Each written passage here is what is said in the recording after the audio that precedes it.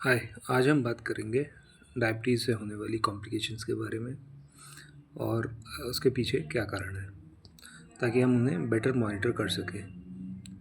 तो सबसे common complications जो होती हैं उसमें हैं diabetic retinopathy, diabetic nephropathy, diabetic neuropathy, फिर कार्डियोवैस्कुलर डिजीज़ेस और डायबिटिक न्यूरोपैथी और आर्टीरियोपैथी की वजह से होने वाले डायबिटिक फुट जैसी प्रॉब्लम्स। तो एक एक करके इन्हें डिस्कस करते हैं सर।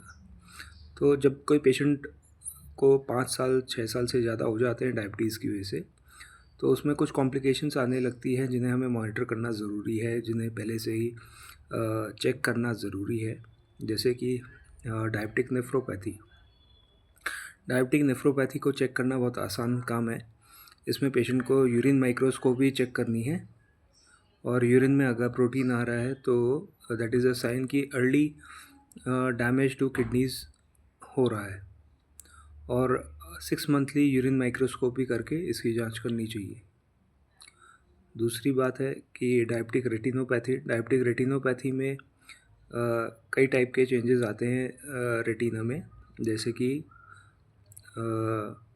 जो रेटिना के वेसल्स हैं उनमें न्यू वेसल्स बनने लगते हैं, न्यू वैस्कुलराइजेशन जिसे कहते हैं, या जो ब्लड वेसल्स हैं वो रप्चर हो सकते हैं, या वो उनमें एन्यूरिज्म्स बन सकते हैं, मतलब कि वो उनके वॉल्स का साइज़ बड़ा हो सकता है। दूसरा, रप्चर होंगे तो वहाँ का विजुअल लॉस, फील्ड लॉस हो सकता है, विजन लॉस हो सकता है। और इसके अलावा आइज़ में कैटरैक्ट बनने के चांसेस ज़्यादा बढ़ जाते हैं। तो तो जब पेशेंट जिसे 5-6 साल हो गए हैं डायबिटीज़ को, उसमें जब हम आई टेस्ट करें तो एक तो कैटरैक्ट के लिए स्पेसिफिकली देखना है, दूसरा रेटिनोपैथी के लिए स्पेसिफिकली देखना है।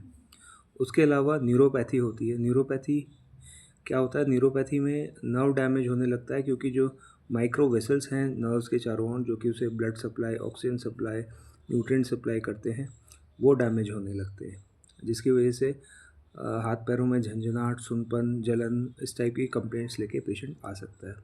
और यूजुअली ये ग्लव्स एंड स्टॉकिंग डिस्ट्रीब्यूशन में होता है। ग्लव्स एंड स्टॉकिंग डिस्ट्रीब्यूशन का मतलब हुआ कि जिस एरिया में हम ग्लव्स और स्टॉकिंग्स पहनते हैं, मतलब कि हाथ और पैरों में, उस एरिया में सबसे ज़्यादा ये अफेक्ट करता है।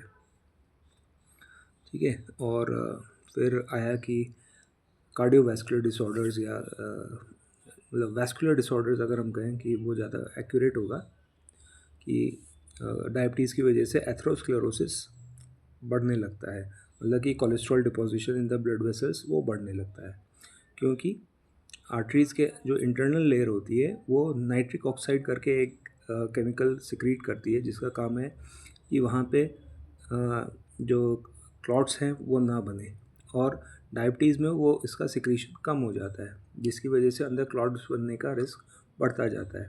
धीरे धीरे जो ब्लड वेसल की वॉल है, वो उसमें दो मेन प्रोटीन्स होते हैं, इलास्टिन और कोलेजन। इलास्टिन का काम होता है कि उसकी इलास्टिसिटी को मेंटेन करना। इलास्टिसिटी मतलब कि वो अपना साइज़ कम ज़्यादा कर सकती है। जैसे जब एक पल्स ट्रैवल करती है हमारे वेसल में, तो जिस एरिया में पल्स होती है वहाँ पे वो एक्सपैंड करता है वेसल, और जहाँ पे वो पार कर चुकी होती है, जहाँ तक पल्स नहीं पहुँची होती, वहाँ पे वो कॉन्ट्रैक्ट पोजीशन में होता है, कॉन्ट्रैक्टेड पोजीशन में होता है। तो ये उसकी इलास्टिसिटी है। तो इलास्टिन जो है वो इस इलास्टिसिटी को मेंटेन करते हैं।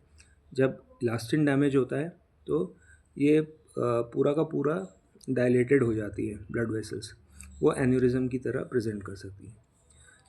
और कोलेजन का काम होता है कि उसकी शेप को मेंटेन करके रखना, कि ताकि वो बहुत ज़्यादा डायलेट होकर रप्चर ना हो जाए।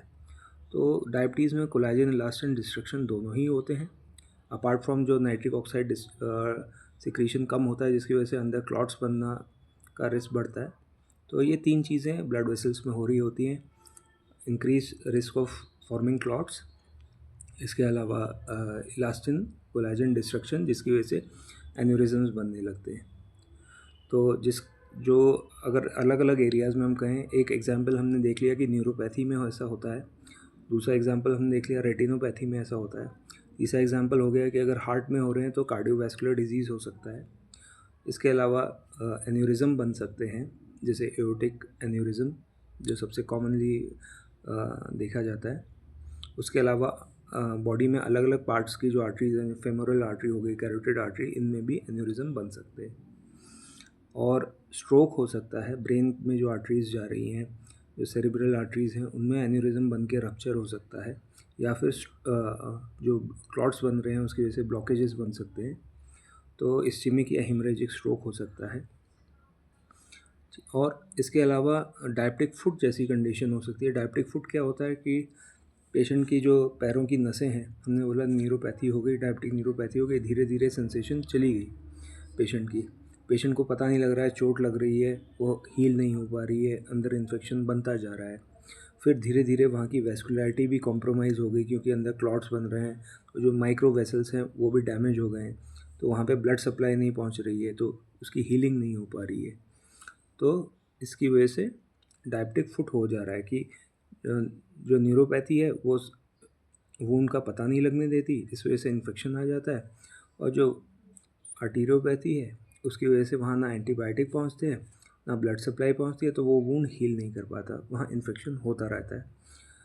तो ये डायबिटिक फुट कहलाता है। इवेंचुअली उसका सोल्यूशन होता है एम्पुटेशन। तो ये कॉमन कॉम्प्लिकेशंस हैं जो कि जिसके लिए हमारे को पेशेंट को बार बार चेक करते रहना होता है कि ये कॉम्प्लिकेशंस जो लॉन्ग स्टैंडिंग डायबिटिक पेशेंट्स हैं उनमें कॉम्प्लिकेशंस तो नहीं डेवलप हो रही हैं ना। तो एक बार मैं फिर से समराइज़ कर देता हूँ कि आइज़ में कैटरैक्ट फॉर्मेशन या रेटिनोपैथी, फिर न्यूरोपैथी, फिर आर्टीरियोपैथी जिसमें कि क्लॉट्स का बनना या एन्यूरिज्म का बनना, जिसकी वजह से स्ट्रोक हो सकता है, हार्ट अटैक्स हो सकते हैं, और डायबिटिक फुट टाइप की प्रॉब्लम्स हो सकती हैं। फिर किडनीज़ में नेफ्रोपैथी, ये प्रॉब्लम होती है। ये मेजर कॉम्प्लिकेशंस है लॉन्ग स्टैंडिंग डायबिटीज़ की वजह से। Thank you.